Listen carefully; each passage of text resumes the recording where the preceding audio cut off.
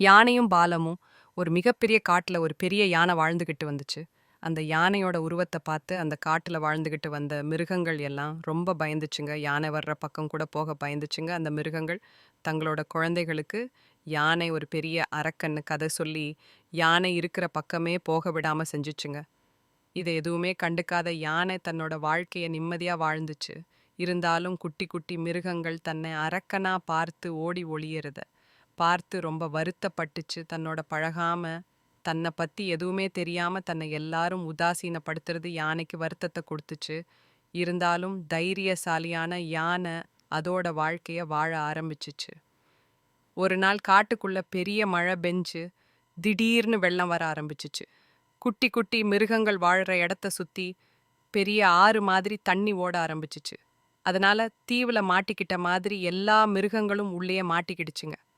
வெளிய வந்து உணவு தேட முடியாத நிலை ஏற்பட்டுச்சு. எல்லா மிருகங்களும் தங்களோட குட்டிகளோட பட்டினி கிடந்துச்சுங்க.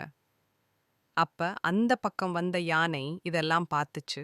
ரொம்ப நாளாவே தன்னோட வேலைய மட்டும் பார்த்துக்கிட்டு இருந்த யானை ஒண்ணுமே பேசாம அங்கிருந்து நடக்க ஆரம்பிச்சுச்சு. அப்ப ஒரு குட்டி குரங்கு, யானை மாமா, எங்க குடும்பமே பசியில கிடக்கு, எங்களுக்கு உதவக்கூடாதான்னு கேட்டுச்சு.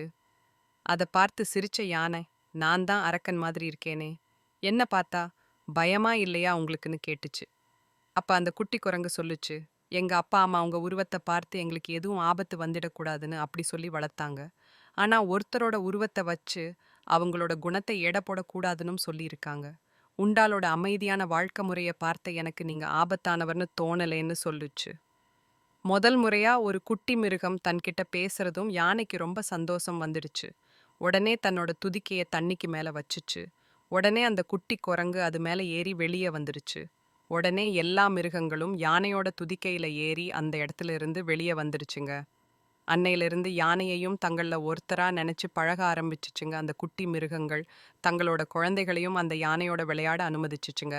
அதனால யானை ரொம்ப சந்தோஷமா வாழ ஆரம்பிச்சு.